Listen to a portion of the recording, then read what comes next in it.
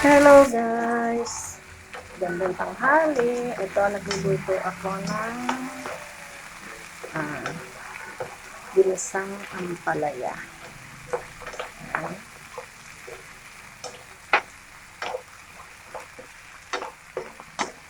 Ito tayo ng ginisang ampalaya. Ang ulam namin ay ginisang ampalaya. Kahit mahal. Mas masarap daw ang ampalaya pag mahal. Ayan, ampalaya and pritong tilapia. Tapos, nagluluto rin ako ng paksiw na bangus. Lalagyan natin ang ampalaya. Ito, para for sa gabi. Ayan. Dito tayo. Dito na tayo sa sa ampalaya. Ayan. Ayan, kamatis.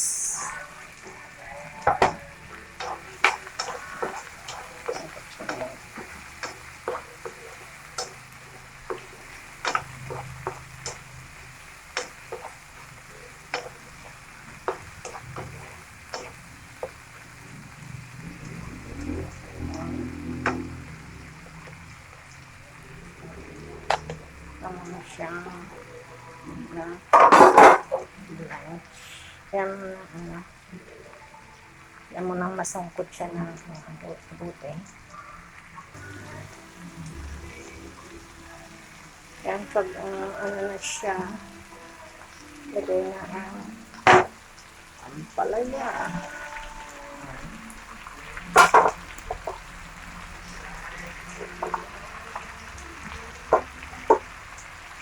Sabi, wag daw masyadong ling-ling lang. Daw masyadong halong-halo.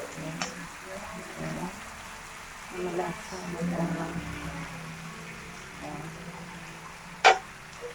Kaya lang natin yung may asin na yan. Okay. Hold. Ako, alam ko, mapait ako magluto ng ampalaya. Tsamba lang. Talagang inaamin ko yan, ampalaya. Mapait ako magluto. Pero okay naman. Sabi, pagka naman natitikman, okay naman daw. Bala sila. Ayan. Nagluluto na siya. Hindi ako naglalagay ng tubig. Pusa ang gusto ko. Pusang lumalabas yung ampalaya. Ayan. O, ano na yan. So, takpan lang. Okay, ayan guys. Luto na.